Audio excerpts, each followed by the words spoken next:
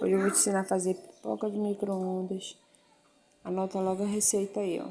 Essa é a minha quantidade pro meu refratário, porque ele é pequeno. Aí tu coloca, mistura tudo, cobre com papel filme e faça furos pro vapor sair. Bota no micro-ondas na função pipoca. Esse tanto aí não é o suficiente. Tu vai botando de meia em meia hora até tu ver que estourou tudo. Vai abrindo o micro-ondas de vez se ainda tiver milho, ainda bota pra estourar. Aí tá pronto, ó. Cuidado com o vapor na hora de tu abrir, que é muito quente. E o papel filme fica assim, igual um chiclete, depois que tu tira, ó. Tá fazendo só com uma mão, mas tu vai ver. Aí pronto, minha filha. Saudável pra quem tá de dieta e pra criança também, né? Porque essas pipocas de micro-ondas são muito cheias de coisas. Tchau.